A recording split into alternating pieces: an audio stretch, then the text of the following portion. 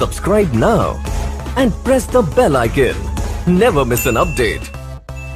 Hello everyone, welcome back to DK education academy.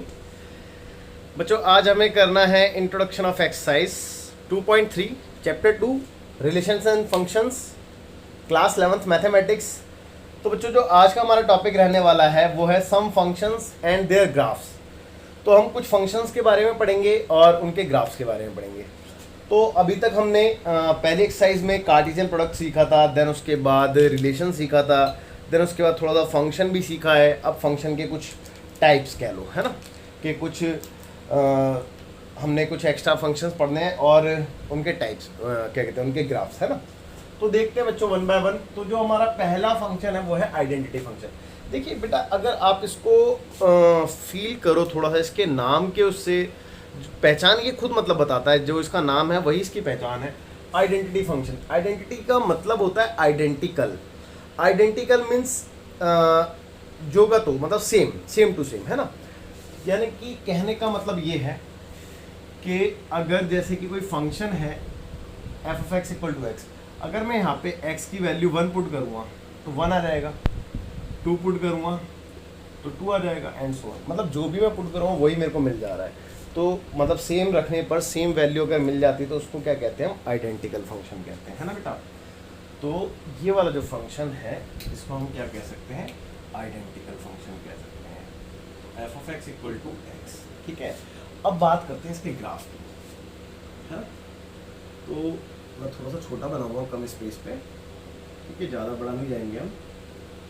तो देखिए, जैसे कि आप देख सकते हैं ग्राफ, ये कौन सी एक्सिस होती है बेटा, एक्स एक्सिस, ये वाई एक्सिस, और ये भी एक्स एक्सिस, एक्स डैश, ये वाई डैश, है ना। अच्छा, इसको इस वाली एक्सिस को हम एफ ऑफ एक्स भी कहते हैं, बात आपको पता होगी, क्योंकि जो भी इसका आंसर आता है वो हम वाई एक्सिस के अलोंग ही उसको प्लॉट करते हैं। तो इसीलिए y is equal to f of x भी कहलाता है ना। तो ये बहुत इंपॉर्टेंट बात थी बेटा। अब देखिए वन बाय वन, जैसे कि मैंने आपको बताया कि कुछ पॉइंट्स ले लेते हैं। चलो, ये 1 हो गया, ये 2 हो गया, ये 3 हो गया, ये 4 हो गया, बस ज़्यादा नहीं। ये 1 हो गया, ये 2 हो गया, ये 3 हो गया, ये 4 हो गया। अब देखो 1 पुट किया तो मेरे को 1 मिला, तो x की वैल्यू 1 लेने पर y भी 1 मिला। अब देखो पॉइंट तो प्लॉट करने आपको डेफिनेटली आते ही होंगे यार, सबको क्या कहते हैं, कोऑर्डिनेट ज्योमेट्री तो सभी को आती होगी, ऐसी कोई बात तो है नहीं। तो 2 पुट करने पर मेरे को 2 मिला, 3 पुट करने पर मेरे को 3 मिला, एंड सो ऑन। 0 पुट करने पर मेरे को 0 मिला। ऐसे -1 पुट करता तो मेरे को -1 मिलता, -2 पुट करता तो मेरे को -2 मिलता, एंड सो ऑन, है ना। तो बच्चों, आपने देखा कि आपका ग्राफ कैसा सा बन रहा है ना। ये आपका ग्राफ बन गया। और बच्चे, ये जरूरी नहीं है कि आप 1 2 ही पुट कर रहे हैं, 1.1 पुट कर सकते हैं, 1.2 पुट कर सकते हैं। तो बेटे आप देखोगे ये सारे पॉइंट्स प्लॉट हो जाते हैं कुछ इस तरीके से, और जब ये सारे पॉइंट्स को मैं ज्वाइन करता तो क्या बनता, मेरे को एक स्ट्रेट लाइन मिल जाती कुछ इस तरीके की, है ना। आप देख सकते हैं बिल्कुल। तो आई एम श्योर कि ये बात आपको अच्छे से समझ में आ गई होगी। अब सबसे जो इम्पोर्टेंट बात है ना, कोई भी फंक्शन देखो डिफाइंड होता है तो हम फंक्शन को कैसे लिखते हैं बेटे, बताया था ना आपको। कोई भी रियल फंक्शन होता है तो f colon R tends to R, यानी कि एफ कॉलन यानी कि डोमेन टेंस टू कोडोमेन, है ना।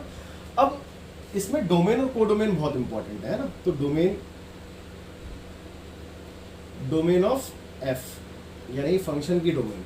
अब फंक्शन की डोमेन की बात करें तो बेटे जो चीज़ आप इसमें सब्स्टिट्यूट करते हो यानी कि एक्स की जगह, वो डोमेन कहलाती है ना। और आप खुद यहाँ पे चेक करो कि मैंने ये बताया था आपको कि डोमेन मतलब होता है कि एक्स की वो वैल्यू जिस पे फंक्शन डिफाइंड हो रहा हो। तो कहने का मतलब ये है कि एक्स की कोई ऐसी वैल्यू है ही नहीं जिस पे फंक्शन डिफाइंड ना हो। मतलब हर एक वैल्यू पे एक्स फंक्शन डिफाइंड हो रहा है, सारी रियल वैल्यू पे डिफाइंड हो रहा है ना। तो यानी कि मैं ये कह सकता हूँ कि जो फंक्शन की डोमेन है वो सारी की सारी रियल वैल्यू होंगी, है ना। और जो डोमेन है इस केस में तो वही रेंज कोडोमेन भी होती है, क्योंकि आंसर भी मेरे को वही मिलता है ना। तो बेटा कोडोमेन क्या होगी इसकी, तो कोडोमेन नहीं, सॉरी, रेंज की बात कर रहा हूँ मैं, रेंज ऑफ एफ। तो रेंज क्या होगी बेटा इसकी, आर ही होगी, है ना। और रही बात कोडोमेन की, तो कोडोमेन में बता दूं आपको, और बताया भी है मैंने। कोडोमेन का मतलब होता है सेकंड वाला सेट ना, यहाँ पे सेकंड वाला सेट ना। तो वो तो आ रही है, उसमें तो कोई चेंज हो ही नहीं है ना। तो आई एम श्योर आपको ये बात अच्छे से क्लियर हो गई होगी। और ऐसी कोई दिक्कत भी नहीं थी इसमें, इजी था, है ना। चलिए अब सेकंड देखते हैं। सेकंड है कांस्टेंट फंक्शन। तो कांस्टेंट फंक्शन की अगर मैं बात करूं तो जैसे कि मैंने आपको बताया ना कि अपने नाम से ही ये सबके सब पता चल जाता है, इनके नाम से ना। तो देखो कांस्टेंट फंक्शन की अगर मैं बात करूं तो आपको नाम से पता चल रहा है कि मतलब आप कोई भी वैल्यू रखते जाओ, आपका जो आंसर आएगा वो कांस्टेंट रहने वाला है। कांस्टेंट मतलब सिंपल, है ना। लेट्स सपोज कि जैसे कि एक फंक्शन मैं ले लेता हूँ f of x equal to k, है ना। के फॉर कांस्टेंट, कोई भी एनी वैल्यू हो सकती है की, ठीक है। अब मैंने इसका ग्राफ जैसे कि बनाया, लेट्स सपोज तो ये था x, ये था y, और y के अलोंग ही होता है f ऑफ x, यानी कि f ऑफ x जो होता है वो y के अलोंग होता है। ये x डैश और ये y डैश, है ना। अब एक बात और देखो, मेरी बात को समझो, और अगर नहीं समझ में आ रहा तो मैं आपको फील कराने की कोशिश करता हूँ। यार एक बात और, ये क्या लिखा है, फंक्शन कितना है, k है। अच्छा k में मैं इंटू 1 कर दूँ तो कोई फ़र्क पड़ता है? कहोगे नहीं पड़ता। तो अच्छा 1 किसके इक्वल होता है? 1 किसी की पावर 0 के इक्वल होता है? कहोगे हाँ सर होता है। जब मैंने 1 इंटू करा तो 1 की जगह मैं x की पावर 0 भी लिख सकता हूँ। आप कहोगे सर बिल्कुल लिख सकते हो।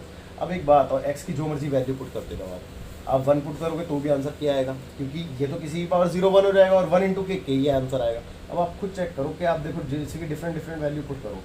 1 पुट किया तो क्या आया, के ही तो आया। 1 की पावर 0 यानी कि अगले स्टेप में के ही आएगा। 2 पुट किया तो 2 की पावर 0 यानी कि के ही आएगा, ठीक है। -2 पुट किया तो k इंटू -2 की पावर 0, फिर से के ही हो गया। मतलब आप कुछ भी सब्स्टिट्यूट करते रहो, 2.1 1.2 1.3 1.9 कुछ भी, तो हमेशा आपको क्या मिलने वाला था, हमेशा क्या मिलने वाला था बेटा, आपको के ही मिलने वाला था। यानी कि इसी चीज़ को हम कांस्टेंट फंक्शन कहते हैं कि वो स्थिर रहता है, कांस्टेंट रहता है, चेंज नहीं होता है ना, स्टेबल रहता है। अब मैंने मान ली कि इसका जो डिस्टेंस है, जैसे कि के, मान लो 2 मिनट के लिए मान लो कि के की वैल्यू 2 यूनिट है, 2 यूनिट, है ना। तो ये 1 यूनिट होगी, ये 2 यूनिट होगी। तो 2 यूनिट को मैंने के माना था, तो इसीलिए इसको मैं के से प्लॉट कर देता हूँ। आई एम श्योर आपको कोई डाउट नहीं होगी।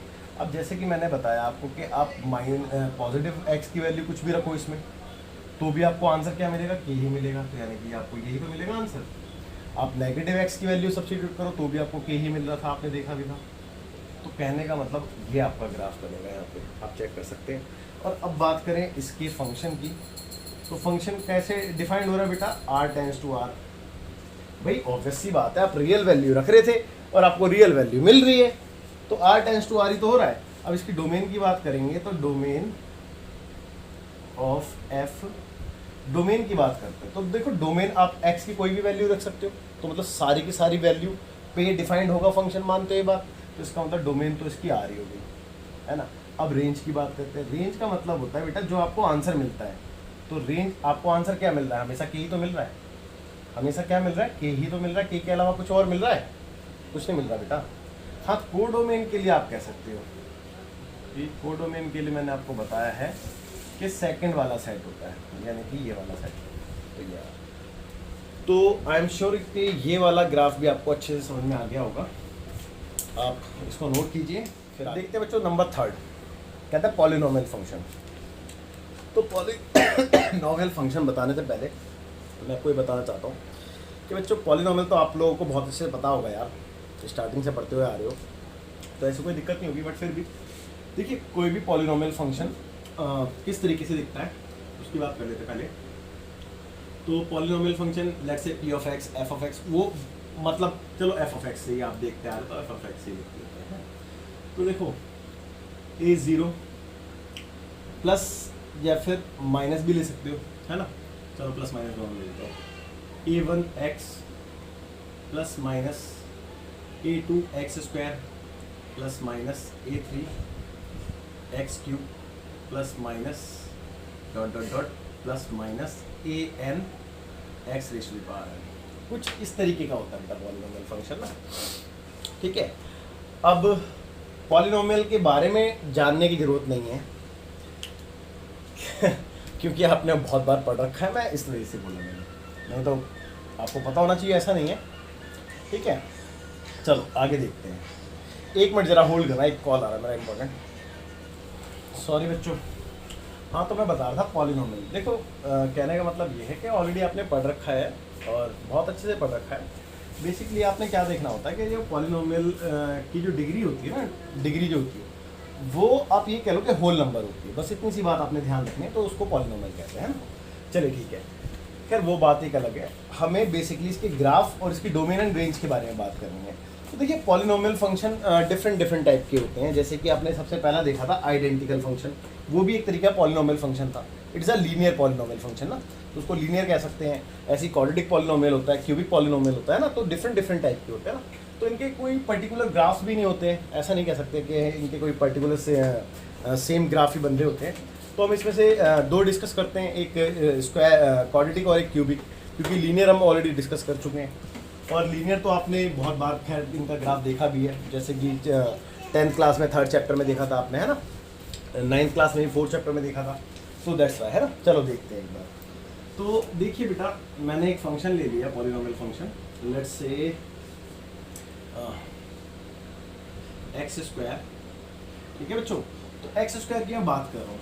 अब इसके ग्राफ की बात करते हैं। तो इसकी ग्राफ की अगर मैं बात करूं तो चलो कुछ पॉइंट्स तो प्लॉट करने पड़ेंगे।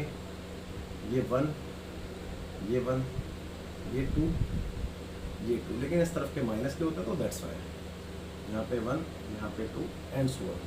ठीक है, ओके। अब देखो, जैसे कि मैंने आपको बताया कि कैसे करना है, ध्यान दें भाई। एक्स की वैल्यू आप सब्स्टिट्यूट करोगे, जाहिर सी बात है। एक्स की वैल्यू लेट्स से कि 1 पुट करी। जब आपने 1 पुट करी यहाँ पे, तो 1 का स्क्वायर 1 ही आएगा, यानी कि एफ एक्स की वैल्यू 1 पे कितनी आ गई, 1 ही आ गई। तो यानी कि पॉइंट क्या हो गया, मैंने बताया था ना, एफ एक्स जो होता है वो किसके इक्वल होता है, वो वाई के इक्वल होता है। तो मैं ये कह सकता हूँ कि एक्स भी 1 आ गया और वाई भी 1 आ गया, तो यानी कि पॉइंट क्या आ गया, 1,1 आ गया, है ना। तो 1,1 यानी कि पॉइंट समवेयर यहाँ पे आ गया कहीं पे, है।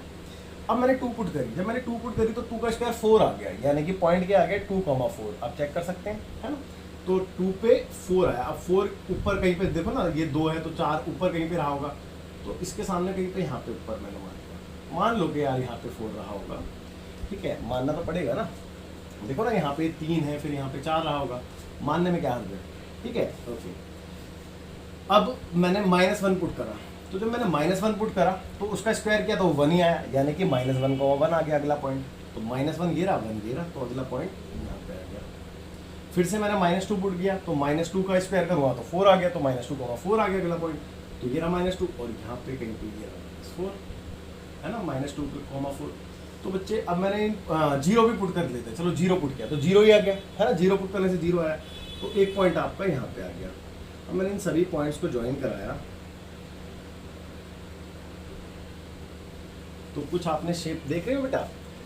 तो ऐसी शेप आई, इसको पता क्या कहते हैं, इसको कहते हैं पैराबोला। ठीक है, it is called a parabola. तो पैराबोला भी आप पढ़ोगे 11th क्लास में, ये चैप्टर 11th चैप्टर में कॉनिक सेक्शन, उसमें हम पढ़ेंगे इसके बारे में। बट अभी फिलहाल जो हमने पढ़ना है वो ये देखना था कि इसका ग्राफ कैसा होता है, इसकी डोमेन क्या होती है, इसकी रेंज क्या होती है। तो जो फंक्शन है वो डिफाइंड हुआ r टेंड्स टू r पे, है ना। इसकी जो डोमेन की बात करें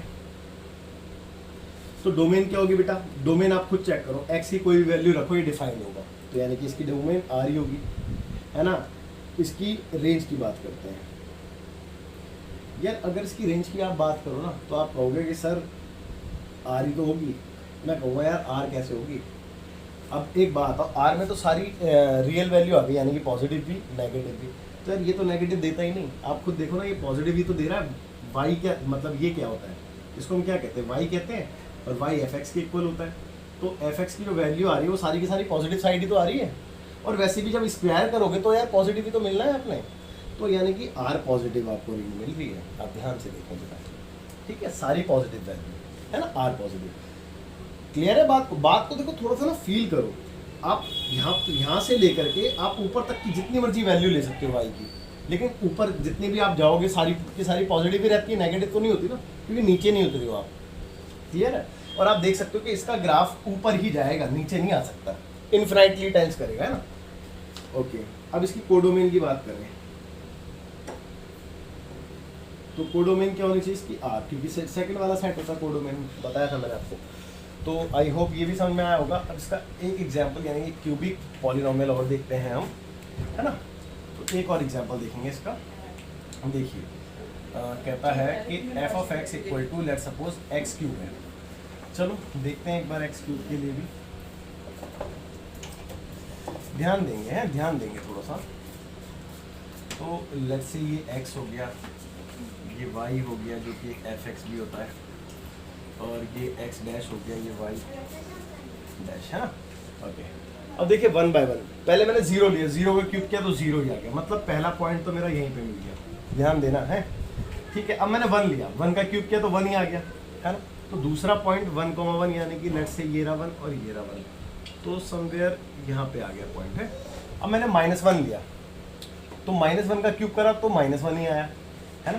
तो -1 x और y कहाँ पे रहा होगा भाई, -1 यहाँ पे आएगा ना, -1,1 पॉइंट, ठीक है। ओके अब मैंने 2 लिया तो 2 का क्यूब 8 आ गया, तो 2 मेरा यहाँ पे था, ये देखो ना, ये 1 है ये 2 है, तो 2 मेरा यहाँ पे था और 8 इसका बहुत ऊपर होगा, तो इसका 8 मान लो कि यहाँ पे ही रहा होगा, तो यहाँ पे भी इनके पॉइंट आ गया। सिमिलरली मैंने -2 लिया तो मैंने x की वैल्यू -2 ये वाली होगी, है ना, और y कितना आएगा, -8 आएगा, तो y -8 नीचे रहा होगा, बहुत ज़्यादा नीचे, तो पॉइंट कहीं पे यहाँ पे आएगा, है ना। मानते हो बेटा? अच्छा ये मैंने अंदाजे से लगाया कि मैंने माना कि 1 2 3 4 5 6 7 8 इसीलिए, है ना। तो ये अंडरस्टूड है बेटा, क्योंकि एग्जैक्ट नहीं जा रहा मैं। तो आपने देखा कि इसका ग्राफ बेटा कैसा बन रहा है, आप ध्यान दें जरा, ऐसा सा बन रहा है, ठीक है बच्चों। एक पॉइंट ये रहा, एक पॉइंट ये रहा, एक पॉइंट ये रहा, एक पॉइंट। अच्छा सिर्फ ऐसा नहीं कि 4 ही पॉइंट है, क्योंकि इस पे जितने भी पॉइंट्स हैं, जितने भी मतलब अनगिनत पॉइंट आप जानते हैं, तो सारी के सारी डोमेन कहलाते हैं, तो हम कुछ भी पुट कर सकते हैं। 4 पॉइंट्स तो सिर्फ मैंने इसका ग्राफ बनाने के लिए प्लॉट करे हैं और कुछ नहीं। तो इसकी डोमेन और रेंज की बात करते हैं ना। तो ये फंक्शन डिफाइंड कैसे होगा, फंक्शन डिफाइंड होगा r टेंड्स टू r पे, पहली बात। डोमेन, अगर मैं डोमेन की बात करूँ तो आप खुद देख सकते हैं कि डोमेन आप जितनी मर्जी में पुट करते जाओ, कोई दिक्कत, कोई लिमिट थोड़ी ना बेटा। मैंने 2 पुट करा है, मैं 3 भी तो पुट कर सकता था, 4 भी कर सकता हूँ, 5 भी, जहाँ मर्जी तक करते जाओ, चाहे वो पॉजिटिव हो चाहे वो नेगेटिव हो, तो सारी कर सकते हो। तो डोमेन तो R हो गई। अब रेंज की बात करते हैं, तो बच्चे रेंज की भी अगर आप बात करो तो देखो आपको पॉजिटिव वाई में भी आंसर मिल रहा है, नेगेटिव वाई में भी आंसर मिल रहा है, तो रेंज भी इसकी R ही है। और कोडोमेन की बात करते हैं तो कोडोमेन भी इसका R ही होगा, क्योंकि कोडोमेन तो सेकंड वाला सेट होता है ना। तो बहुत इजी था ये भी, आप नोट कीजिए इसको। फिर आगे देखते हैं बच्चों, नेक्स्ट आई थिंक नंबर 4 है ना, रैशनल फंक्शन ना। Okay number 4। तो इसको कराने से पहले मैं आपको एक बात बता दूं कि अभी जो हमने एग्जाम्पल किए थे ना, f x equal to x square, f x equal to x cube, ये आपका 13 and 14 ही है ना, नहीं हाँ 13 and 14 एग्जाम्पल भी है एनसीईआरटी। तो आपके दो ये क्या कहते हैं एग्जाम्पल भी कवर हो गए इस क्वेश्चन में, ठीक है। तो अब देखते हैं इसके बाद रैशनल फंक्शन। देखो rational function basically rational numbers आपने सुना है, जिसको हम पी अपॉन क्यू फॉर्म में लिखते हैं, जहाँ पे क्यू की वैल्यू 0 नहीं होती।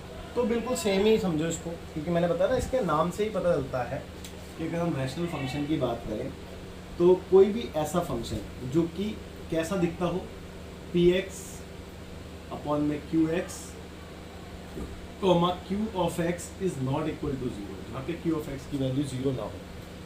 तो ऐसे बहुत सारे फंक्शन हो सकते हैं, बहुत सारे मैनी डिफरेंट फंक्शन, जैसे कि एक्स स्क्वायर प्लस 3 अपॉन में 2x, है ना, और 3x cube plus 2x square upon में 3x प्लस 1 लेट्स से। तो और भी बहुत सारे डिफरेंट फंक्शन हो सकते थे, है ना। तो कहने का मतलब ये है कि बच्चों इसका ग्राफ इतना ज़्यादा इम्पॉर्टेंट नहीं है। क्यों? क्योंकि बहुत ही ज़्यादा कहते हैं कि टिपिकल हो जाता है इसका ग्राफ बनाना, तो उसको हम जनरली कंप्यूटर्स की हेल्प से ही बनाते हैं। तो मतलब ये मान लो कि थोड़ा सा नॉट पॉसिबल हो जाता है ना, क्योंकि बहुत मुश्किल होता है इस टाइप के हम क्या कहते हैं वैल्यू सब्स्टिट्यूट करके फिर वैल्यू को फाइंड करें, तो दैट्स वाई। तो लेकिन इससे रिलेटेड हम एक क्वेश्चन जरूर करेंगे जो कि आपका एग्जाम्पल नंबर 15 भी है। उसमें आपको एक फंक्शन दे रखा है, चलो यहीं पे लिख देता हूँ 1/x, ठीक है बेटा। इसका हम ग्राफ करेंगे ना, तो इसका ग्राफ देखते हैं ध्यान से।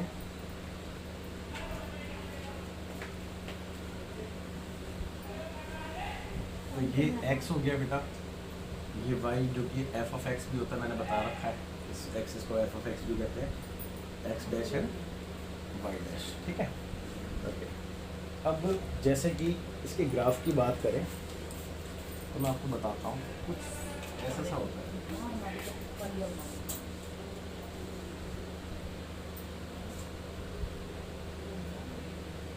कुछ ऐसा सा बनता है बेटा, ठीक है। यानी कि कहने का मतलब समझो कि ये इधर की तरफ जीरो को टेन करता है, लेकिन जीरो के इक्वल नहीं आता, मतलब टच नहीं करता जीरो पे ना। सिमिलरली इधर की तरफ भी एंड सो इधर की तरफ। अब आप कहोगे सर ऐसे कैसे डगे, तो आपने डायरेक्ट ही बता दिया। ये बात बिल्कुल ठीक है कि मैंने डायरेक्ट ही बता दिया, नो डाउट। देखो अगर आप इसको थोड़ा सा ध्यान से देखें तो अगर मैं इसमें 1 पुट करूँ तो 1/1 यानी कि 1 पे 1 आ जाएगा। कहने का मतलब ये है कि एक पॉइंट तो 1 पे 1 आ जाएगा। सिमिलरली अगर मैं इसमें -1 पुट करूँ तो -1 पे भी 1 आ जाएगा। यानी कि एक पॉइंट तो आपको ये समझ में आ ही गया होगा कि 1 पे 1 और -1 पे 1 कैसे आया है ना। ये देखो ना, x की वैल्यू -1 और इस पे y की वैल्यू भी -1, सॉरी -1 लिखना था मेरे को, है ना। और यहाँ पे x की वैल्यू +1 और y की वैल्यू भी +1 आपकी आई है। ओके, चलो इतना तो समझ में आ ही गया होगा। अब इसके बाद बात करते हैं, एक छोटे से इंटरवल को लेके बात करते हैं। जैसे कि मान लो कि मैं एक छोटा सा इंटरवल ले लेता हूँ, लेट सपोज ये 0 है, ये 1 है, ये 2 है, ये -1 है, ये -2 है। इतना ही इंटरवल ले लेते हैं और यहाँ से हम कोई भी डिफरेंट वैल्यू लेते हैं, है ना। लेट सपोज कि मैं 1 के इस तरफ आता हूँ, जैसे कि 0 और 1 के बीच में लेता हूँ। तो जैसे कि मान लो कि मैंने एक वैल्यू पुट करी यहाँ पे 0.99999, है ना। 2 मिनट के लिए मानने के लिए बोला है कि मैंने यहाँ पे वैल्यू क्या सब्स्टिट्यूट करी 0.99999, ठीक है। और ऊपर क्या था, ऊपर 1 था। अब जब ये पॉइंट हटा तो ऊपर क्या आ जाएगा बेटा, ऊपर आ जाएगा उतने 0 यानी कि 1 2 3 4 5 0, तो 1 2 3 4 5 0, ठीक है। अब इसको इससे डिवाइड करेंगे आप। चलो मैं मानता हूँ कि शायद आपको ये एग्जांपल उतने अच्छे से समझ में ना आए, तो आप एक काम करो, एक दूसरी वैल्यू लेके देखो। जैसे कि लेट सपोज आप ऐसी वैल्यू ले लो कि 1 पॉइंट समथिंग ले लो, है, या 0 पॉइंट समथिंग। तो 0.1 फिर 0.00000 ऐसे ले लो, और ऊपर क्या है बेटा 1 है। अब यहाँ से पॉइंट अगर मैं हटाता हूँ तो कितना आएगा बेटा, 1 2 3 4 5 6 0, तो 1 2 3 4 5 6 0 आएंगे, ठीक है। यहाँ तक ही कोई डाउट नहीं होगा। और नीचे क्या बचा बेटा, नीचे कुछ बचा ही नहीं, आप चेक कर लो, नीचे 1 लगाने की जरूरत ही नहीं है। यानी कि कहने का मतलब समझो कि आपने इतनी छोटी वैल्यू ली और उस पर आपको आंसर क्या मिला, आंसर आपको ये मिला, यानी कि इन्फिनिटी को अटेन कर रहा है ना, इन्फिनिटी को अटेन कर रहा है, ऊपर तक जा रहा है। लेकिन कहने का मतलब ये है कि ये आप जितनी छोटी वैल्यू लोगे ना, ये उतना इन्फिनिटी को अटेंड करेगा, बट ये 0 नहीं होगा, ठीक है। सिमिलरली यहाँ से भी वही होता है एंड यहाँ से भी वही होता है, ठीक है। आप एक काम करना, आप 2-3 वैल्यू ऐसी जैसे मैंने सब्स्टिट्यूट करके दिखाई ना, आप 2-3 वैल्यू लेके देखना, आपको ये चीज़ें बिल्कुल अच्छे से क्लियर हो जाएंगी, ठीक है। अच्छा, अब दूसरी बात ये कि मैं इसका आपको फिगर बता दूँ। इसको बेटा हाइपरबोलिक कहते हैं, हाइपरबोलिक फिगर ना। तो ये भी आप वहीं पे पढ़ेंगे कॉनिक सेक्शन चैप्टर में। तो it is called a hyperbola ना। तो ये हाइपरबोला है और इसके डोमेन रेंज की बात करते हैं। इनका जो फंक्शन है वो डिफाइन कैसे हो रहा है, r टेंड्स टू r से, और जो इसकी डोमेन होगी वो क्या होगी बेटा, r एक्सेप्ट 0। क्यों एक्सेप्ट 0, क्यों? क्योंकि बेटा आप अगर इसमें 0 पुट कर दोगे तो ये अनडिफाइंड नहीं हो जाएगा, तो 0 तो आप इसमें पुट ही नहीं कर सकते ना, तो इसीलिए 0 को छोड़ के सारी रियल वैल्यू हो सकती है। अब देखो ना, आपने 0 को छोड़ के सारी वैल्यू पुट करके देखा भी है ना, तो एक्सेप्ट 0। सिमिलरली रेंज क्या होगी भाई, रेंज भी अगर आप ध्यान दो तो ये कभी भी टच नहीं हुआ, है ना, टच नहीं हुआ ना, तो इसका मतलब ये है कि ये सारी वैल्यू पे आंसर दे रहा है लेकिन 0 नहीं दे रहा, है ना। तो 0 आ भी नहीं सकता, वैसे भी इसका आंसर आप जानते ही हो, ठीक है। तो इसकी रेंज भी यही होगी। और अगर कोडोमेन की ऐसे तो बात करते ही नहीं है, लेकिन फिर भी तो कोडोमेन आप जानते हैं सेकंड वाले सेट को कहते हैं, यानी कि आर है। तो आई होप आपको ये वाला ग्राफ भी बहुत अच्छे से क्लियर हो गया होगा। चलो आगे बढ़ते हैं। इसके बाद अगला है फिफ्थ सिग्नम फंक्शन, उसको देखते हैं। मैं इसको देखते हैं बच्चों। सिग्नम फंक्शन छठे नंबर पे, पहले 5वें नंबर पे मॉडुलस फंक्शन, बहुत अच्छा है ये भी। और देखते हैं क्या होता है। तो ध्यान देंगे, देखो मॉडुलस फंक्शन का मतलब ये है कि जैसे कि मॉड ऑफ एक्स है ना।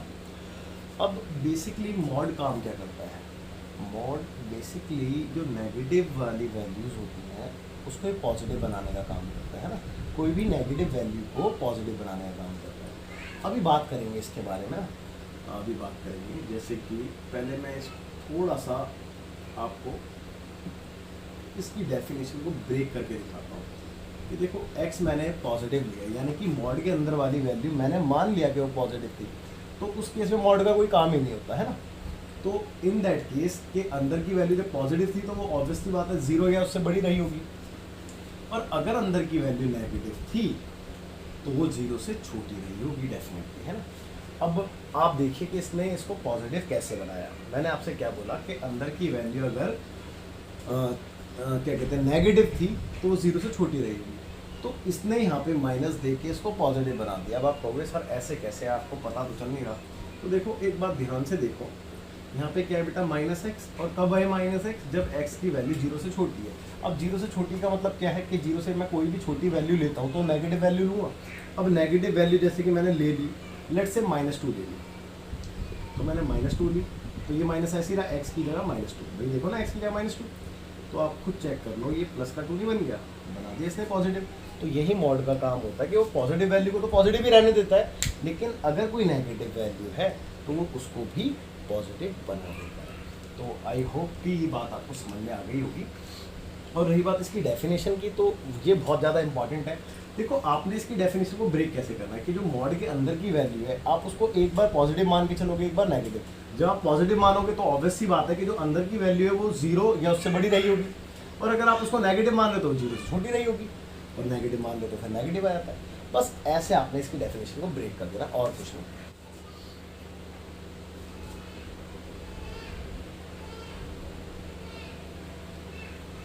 तो बच्चों ये एक्स एक्सिस, ये वाई एक्सिस, ये एक्स डैश और ये वाई डैश, ठीक है। चलो कुछ पॉइंट्स ले लेते हैं, जैसे कि लेट्स से 1 2 3 1 2 3 -1 -2 -3 -1 -2 -3, ठीक है। अब 1 बाय 1, जैसे कि इसने अपनी डेफिनेशन के बारे में बताया, इसने अपनी डेफिनेशन को ना 2 पार्ट्स में ब्रेक किया है। आप देख सकते हैं, एक ये वाला पार्ट्स है और एक ये वाला पार्ट्स है ना। अब इसने ये बोला कि आप x की वैल्यू 0 या उससे बड़ी लोगे तो ये वाला केस बनेगा, है।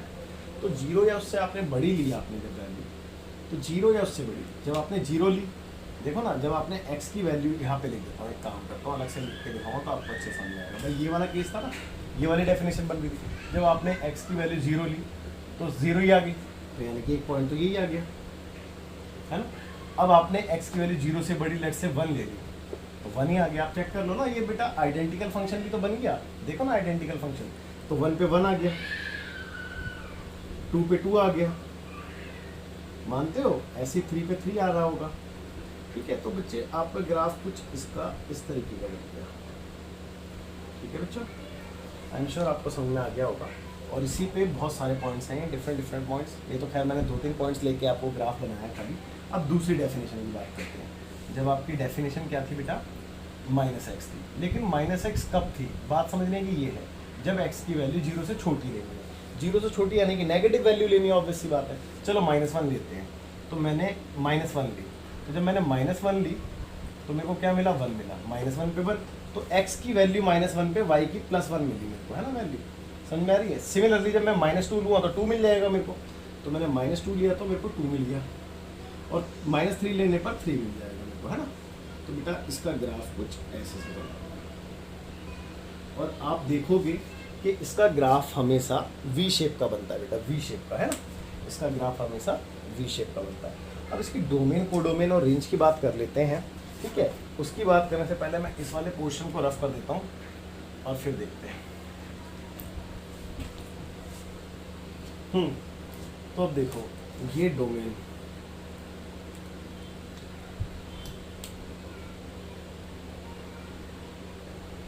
तो डोमेन आपने देखा x की पॉजिटिव वैल्यू भी ले सकते हैं, नेगेटिव वैल्यू भी ले सकते हैं, सभी वैल्यू पे डिफाइंड है तो r ही होगी, यानी कि जो फंक्शन था r टेंड्स टू r, तो डोमेन आपकी पूरी की पूरी रियल वैल्यू होगी। रेंज की बात करें तो बेटा आपने रेंज चेक करी होगी, ये सारी पॉजिटिव वैल्यू मिल रही है आपको, है ना, r पॉजिटिव, तो r पॉजिटिव यानी कि पॉजिटिव रियल नंबर। और कोडोमेन तो बेटा दूसरा साइट होता है, तो उसको तो चेक करने की जरूरत ही नहीं होती। तो आई एम श्योर आपको ये वाला बहुत अच्छे से समझ में आ गया होगा, और फर्दर हम इसके ऊपर ज़रूर डिस्कशन करेंगे, क्योंकि काफ़ी क्वेश्चंस भी करने हैं इसके ऊपर, बच्चों को ज़्यादा प्रॉब्लम रहती है ना मॉड्यूलस फंक्शन पे। चलो सिग्नम फंक्शन देखते हैं, बहुत इजी है ये, मैं यहीं पे लिख देता हूँ इसके बगल में, f of x equal to, देखो मॉड एक्स अपॉन में x comma x is not equal to 0 और x comma x is equal to 0, तो दैट्स इट। ये होता है मॉडुलस फंक्शन की डेफिनेशन। तो अब आप ध्यान दो, सॉरी मॉडुलस फंक्शन में सिग्नम फंक्शन की डेफिनेशन। अब फिर से वही वाली मॉड वाली बात आ गई, यानी कि ये वाली बात आ गई है इसमें। अब जब ये वाली बात आ गई है तो फिर से ये अपनी डेफिनेशन को ब्रेक करेगा। अब ध्यान देना बेटा, ब्रेक कैसे करेगा, तो ऐसे ही तो ब्रेक करता है, आपने यही तो सीखा था। तो आपने जब इसकी डेफिनेशन ब्रेक कराई तो एक बार लिया आपने x प्लस का, जब आपने प्लस का लिया तो ये वाली कंडीशन बनी होगी, है ना। और देखो इसने क्या बोला कि 0 पे नहीं है, मतलब ये 0 नहीं हो सकती है x की वैल्यू, तो 0 से बड़ी या फिर छोटी हो सकती है। तो इसका मतलब कि 0 से बड़ी रही होगी वैल्यू, है ना, क्योंकि छोटी पे तो माइनस में आती है ना वैल्यू, तो 0 तो हमने लेना ही नहीं था, तो 0 से बड़ी पे हमने ले लिया है पॉजिटिव। जब हमने पॉजिटिव लिया तो अपॉन में क्या था बेटा, x था, है ना भाई। x ऊपर का पॉजिटिव ले लिया मॉड हटा के, और नीचे x ऐसा एज इट इज आ गया, तो उसको कैंसिल करके क्या आ गया, 1 आ गया। यानी कि 1 कब आया, जब x की वैल्यू 0 से बड़ी थी। तो देखो ना 1 comma x is greater than 0। और x कब आया, सॉरी यहाँ पे 0 था बेटा, मैंने गलती से x लिख दिया, यहाँ पे 0 था, मैंने गलती से x लिख दिया। 0 कब आया, जब x की वैल्यू 0 थी।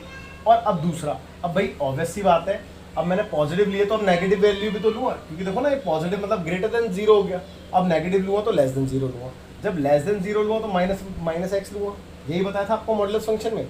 तो मैंने माइनस में एक्स ले लिया, लेकिन कब लिया माइनस में एक्स, जब 0 से छोटा लिया मैंने। तो अब इस इन दैट केस क्या आंसर आ रहा है, -1 आ रहा है। तो -1 कब आ रहा है बेटा, जब एक्स की वैल्यू लेस देन 0 है। और आप चेक कर लो, आपकी एनसीईआरटी में यही दे रखा है आपको, है ना, ये नहीं दे रखा, जबकि एक्चुअल में ये होता है ना सिग्नम फंक्शन, तो आपको डायरेक्ट ये दे रखा है, मतलब सिंप्लीफाई करके दे रखा है। अब आप इसके ग्राफ की बात करें तो बहुत इजी हो जाता है इसका ग्राफ, कोई दिक्कत नहीं है।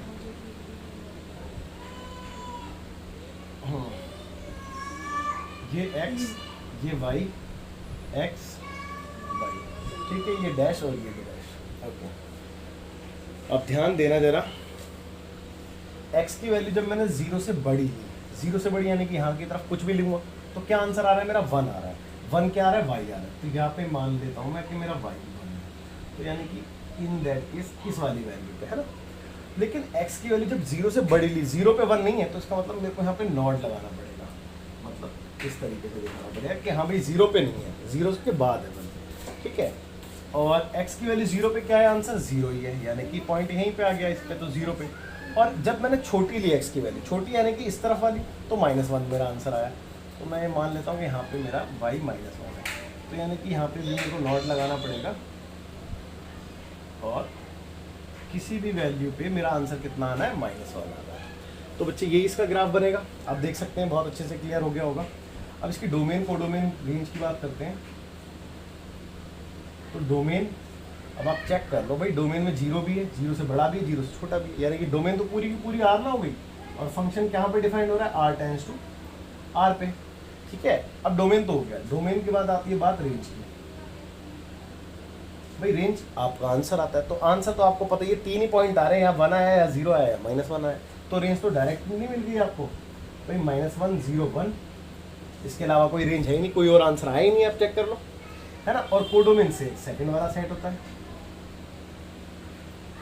तो कोडोमेन आपका आ गया। तो आई एम श्योर आपको ये बात भी अच्छे से क्लियर हो गई होगी, आप इसको नोट कीजिए। तो देखते हैं आखिरी है ग्रेटेस्ट इंटीजर फंक्शन, और बहुत इंपॉर्टेंट भी है। देखो ये कुछ ऐसा सा दिखता है, बॉक्स एक्स, इसको ब्रैकेट नहीं कहेंगे, बॉक्स एक्स कह सकते हैं ना। तो ये ग्रेटेस्ट इंटीजर फंक्शन है ये। अब ग्रेटेस्ट इंटीजर फंक्शन क्या होता है, मैं बता देता हूँ आपको। ग्रेटेस्ट इंटीजर लेस देन और इक्वल टू एक्स। इसका मतलब समझो कि कह रहा है कि ग्रेटेस्ट इंटीजर लेस देन और इक्वल टू एक्स, यानी कि एक ऐसा इंटीजर जो कि एक्स के या तो बराबर हो जाए या फिर उससे छोटा हो, और उससे छोटे तो फिर बहुत सारे इंटीजर हो सकते हैं, तो उनमें से जो सबसे ग्रेटेस्ट हो यानी कि सबसे बड़ा हो। खैर नहीं आई होगी बात समझ, नहीं आई होगी, आई एम श्योर। मैं आपको बताता हूँ। अब मान लो कि आपका जो फंक्शन था वो बिल्कुल यही था। अब आपने x की वैल्यू लेट सपोज कोई 2.9 ले ली, मान लेते हैं 2.9 ले ली, तो 2.9 भाई इसने अपनी डेफिनेशन क्या बताई, इसने बोला कि भाई ग्रेटेस्ट इंटीजर जो होता है वो क्या होता है, लेस देन और इक्वल टू x होता है। यानी कि अब या तो ये इंटीजर होता, तो ये इंटीजर तो है नहीं, तो बेटा इससे लेस वाला इंटीजर लूंगा मैं। तो इससे लेस इंटीजर कितने हैं आप खुद चेक कर लो। इससे छोटा इंटीजर एक तो 2 खुद है ना, 2 से छोटा भी है 1, 1 से छोटा है 0, 0 से छोटा -1, -2, बहुत सारे हैं, है ना। अब इनमें सबसे ग्रेटेस्ट यानी कि इनमें सब में बड़ा, तो इनमें सब में बड़ा ये है, तो यानी कि 2.9 का आंसर 2 आएगा, कहने का मतलब ये है। ठीक है, ऐसे ही अगर मैंने मान लो कि 1.9 लिया होता, सॉरी 1.9 छोड़ो 2.1 लिया होता, तो भी इसका आंसर 2 ही आता, है ना। समझ रहे हैं ना बात को। अब मैंने कोई नेगेटिव वैल्यू ली होती, लेट सपोज -2.3 लिया होता, ठीक है, या 5.3 लिया होता, छोड़ो, आप भी कहोगे सर 2.3 ले रहे हो, हर बार चेंज कर दो, तो 5.3 लिया होता मैंने। तो अब इससे छोटा इंटीजर, अब देखो पहले ऐसे इसमें ना कंफ्यूजन हो जाती है बच्चों को। तो ये 0 यहाँ पे कहीं पे -5 रहा होगा, भाई 0 के लेफ्ट साइड में रहा होगा -5। अब -5 से छोटा क्या होता है, -6 होता है ना, उससे छोटा -7 होता है। ये तो बात समझते हो ना कि नेगेटिव वैल्यू जितनी ज़्यादा नेगेटिव वैल्यू में जाते रहते हो उतना छोटा होता रहता है। तो इससे छोटा इंटीजर क्या होगा, -6 तो होगा। समझ रहे हो बात को मैं क्या कह रहा हूँ। तो बस आपने इसी लॉजिक पे काम करना है और आपका क्वेश्चन सॉल्व हो जाता है ना। तो यही लॉजिक को ध्यान में रखना। अभी मैं इसको रफ नहीं कर रहा कुछ भी, पहले ग्राफ देखते हैं इसका, उसके बाद बात करते हैं। जैसे कि इसकी ग्राफ की बात करूँ मैं अगर, अब इधर थोड़ा सा फील करना, x ये y, ये x डैश, ये y डैश, है ना। जैसे कि मैं कुछ पॉइंट्स ले लेता हूँ, लेट्स से 1 2 3 4 4 तक ही ले लेता हूँ। चलो एक और ले लेता हूँ 5, ठीक है। ये 1, ये 2, ये 3, ये 4, ये 5, ये -1, ये -2, -3, -4, -5, और यहाँ पे ये -1, -2, -3, -4, -5, ठीक है। अब ध्यान देना बेटा, अब आप खुद सोचो कि मैं इसके अंदर यानी कि जो मेरा फंक्शन है, इस फंक्शन के अंदर अगर मैं 0 से लेकर के 0.9 तक पुट करूँ, भाई 0 से लेकर के 0.9 तक पुट करूँगा, तो क्या देगा ये मेरे को सिर्फ और सिर्फ 0 ही देगा। आप जानते हैं क्योंकि 0.9 से छोटा इंटीजर 0 ही तो होगा। तो भाई 0 लूँ, 0.1 लूँ, 0.2 लूँ, 0.3 लूँ, मतलब 0.9 तक ये मेरे को क्या देने वाला था, सिर्फ और सिर्फ 0 देने वाला था। तो ये यहाँ से लेकर के 0.9 तक ये मेरे को क्या आंसर देता, ये 0 ही देता, यानी कि ये मेरा आंसर कुछ यहाँ तक देता, ये वाला आंसर, ठीक है बच्चे, ये वाला आंसर देता है, ठीक है। और इसमें 1 इंक्लूड नहीं है, लेकिन इसमें 1 इंक्लूड नहीं है। खैर ये वाली बात मैं अभी आपको समझाऊंगा। यहाँ कहाँ से कहाँ तक होती है, ये यहाँ से लेकर के 1 को टच करता बस खाली ना, 1 इंक्लूड नहीं होता, मतलब 1 नॉट में आता है। चलिए ठीक है। अब देखो 1 से लेकर के 2 तक में, यानी कि अगर मैं इस फंक्शन में 1 से लेकर के 1.9 तक पुट करता तो ये आंसर मेरे को 1 ही देता, है ना। तो कहने का मतलब ये है कि 1 से लेकर के मैं यहाँ तक पुट करूँगा 1.9 तक, तो ये मेरे को आंसर 1 देगा। तो 1 देगा यानी कि ये तो इंक्लूड है ना। और देखिए इसने मेरे को आंसर दिया 1, लेकिन कहाँ तक 1.9 तक, इसमें 2 इंक्लूड नहीं है, तो इसीलिए मैं 2 पे नॉट लगा रहा हूँ। देखो ऐसे करके है, 2 इंक्लूड नहीं है, जैसे यहाँ पे मैंने बताया था ना, यहाँ पे नॉट है। ऐसे ही 2 से लेकर के 2.9 तक यह मेरे को आंसर देगा 2, आप जानते हैं। यहाँ पे नॉट, सेम 3 से लेकर के 3.9 तक ही मेरे को आंसर 3 देगा, यहाँ पे नॉट। सिमिलरली यहाँ पे भी कुछ इसी तरीके का, and so on, like a stairs, है ना। अब सेम वे आपका यहाँ पे भी होता है नेगेटिव साइड में। अब नेगेटिव साइड में कैसे होता है, मैं आपको थोड़ा सा फील कराता हूँ। देखिए आप पुट करिए, जैसे कि कोई भी लेट सपोज वैल्यू पुट कर रहे हैं आप नेगेटिव, तो नेगेटिव कौन सी, ये वाली, मतलब -0 से लेकर के, मतलब 0 तो खैर नेगेटिव नहीं होता, 0 से लेकर के कहाँ तक, माइनस में 0.9 तक, माइनस में 0.9 बोला मैंने, तो माइनस में 0.9 यानी कि यहाँ तक। तो ये क्या देगा आपको भाई, देखो ना ये क्या देगा आपको इस केस में, इस केस में ये आपको 1 ही देगा, क्योंकि इससे छोटा इंटीजर तो -1 ही होगा ना। देखो ना, जैसे कि मैंने बताया था इस पे इसने 6 दिया था, उससे छोटा इंटीजर, तो ये आपको कुछ इस तरीके का देगा, यानी कि यहाँ पे नॉट। ठीक है, बात समझे। अब अगले स्टेप में यहाँ पे नॉट, फिर अगले स्टेप में आई एम श्योर आपको बात समझ में आ गई होगी, लाइक स्टेयर्स ऐसा बनता है इसका ना। तो मैं इस वाले पोर्शन को रफ कर देता हूँ, क्योंकि थोड़ा सा घिच पिच हो चुका है, और जो आपको बात समझानी थी मेनली वो मैंने समझा दी है। और सेकंड बात मैं आपसे यही कहूँगा कि बहुत इम्पोर्टेंट था इसका, और अब आप इसकी डोमेन, कोडोमेन और रेंज को भी समझे बहुत अच्छे से। देखो डोमेन की बात करते हैं, तो डोमेन बेसिकली मैंने बताया ना, डोमेन क्या है, डोमेन x की उस वैल्यू को कहते हैं जहाँ पे फंक्शन डिफाइंड हो। और मेरे ख्याल से, मुझे ऐसा नहीं लगता कि कोई भी ऐसी वैल्यू है जहाँ पे फंक्शन डिफाइंड ना हो। तो मेरे ख्याल से तो सारी वैल्यू पे फंक्शन डिफाइंड होगा, तो यानी कि जितनी भी रियल वैल्यू है वो सारी की सारी क्या कहलाएंगी बेटा, डोमेन कहलाएंगी, है ना। ओके, अब रेंज की बात करते हैं, अब रेंज की बात करते हैं।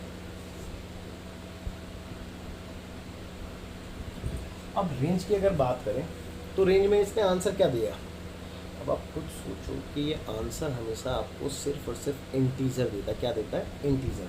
तो इंटीजर के सिवा ये कुछ देता ही नहीं भाई। देखो ना, यहाँ पे भी इसने पॉजिटिव इंटीजर दिए थे, यहाँ पे इसने नेगेटिव इंटीजर दिए थे, यानी कि कुल मिला के इंटीजर दिए थे। और इंटीजर को हम z से डिनोट करते हैं, और फंक्शन जो है वो r टेंड्स टू r है, तो इसकी कोडोमेन जो हो जाएगी वो r हो जाएगी। आप चेक कर लो, और आई एम श्योर आपको बात अच्छे से क्लियर हो गई होगी। तो छोटी सी मिस्टेक हो गई है, मैंने ना नॉट अपोजिट साइड लगा दिया। आप देख रहे हो, ये नॉट इस साइड नहीं, इस साइड लगाना था। ठीक है, एक मिनट में इसको सही कर देता हूँ मार्कर लेके। और बाकी एक बाय मिस्टेक मैंने जल्दबाजी में कर दिया, क्योंकि मैंने कैलकुलेट नहीं किया था ना यहाँ पे, दैट्स व्हाई। ठीक है बच्चों, तो ये मैंने आपको ही पता है कि मैंने बिना कैलकुलेशन के करा था ये, तो इस वजह से ऐसा हो गया। और अगर इसके समझने की बात करें तो मैं फिर आपसे कह रहा हूँ कि आप देखिए ना, यहाँ से लेकर के यहाँ तक के आप कोई भी वैल्यू ले लीजिए, मतलब 0 से लेकर के -1 तक के आप कोई भी वैल्यू ले लीजिए। -1 भी इंक्लूड नहीं है उसमें, 0 से मैंने आपको बेसिकली -0.9 बोला है, तो उसमें आपको क्या मिलेगा, ये 1 ही तो मिलेगा। ठीक है, -1 उससे बड़ा। और सिमिलरली आप 1 से लेकर के -1.9 तक लो, -1 से लेकर के -1.9 तक कुछ भी लोगे तो -2 ही मिलेगा आपको उसमें। समझ रहे हैं बात को। तो इस तरीके से, तो बच्चों ये गलती से ऐसा हो गया था, तो आप इसको करेक्ट कर लेना। बाकी मिलते हैं बच्चों बाद में आपसे।